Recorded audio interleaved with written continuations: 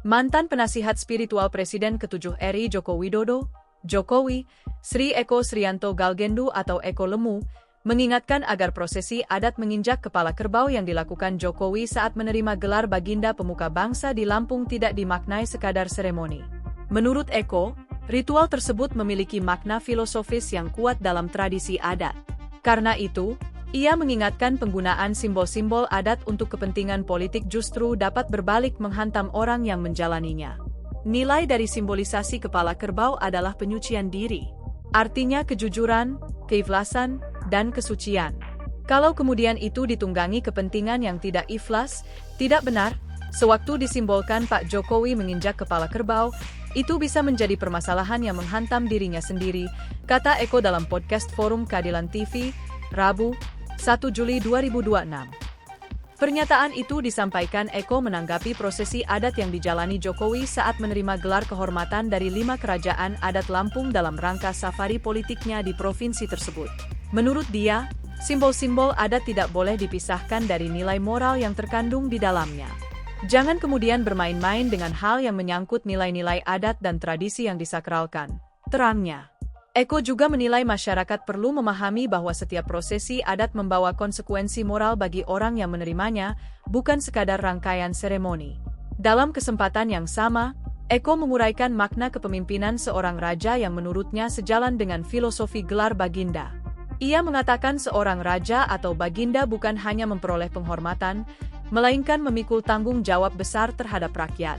Yang harus dimuliakan adalah masyarakat, bangsa, dan negaranya, bukan anak-anaknya, ujarnya.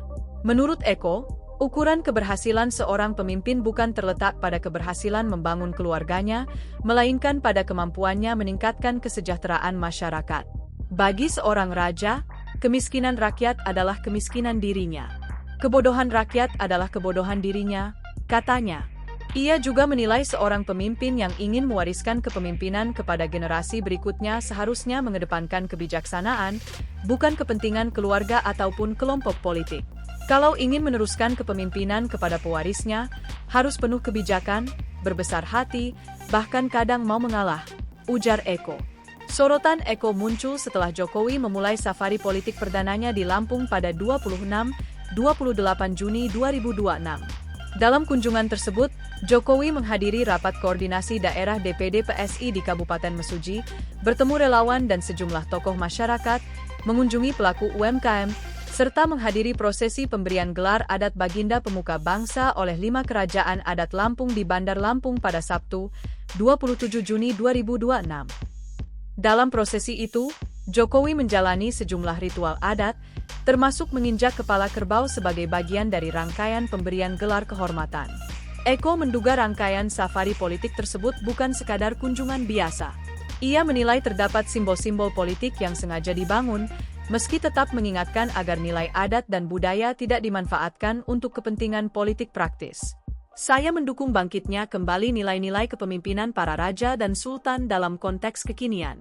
Tetapi jangan sampai nilai sejarah dan adat itu ditunggangi oleh kepentingan politik yang sempit, katanya.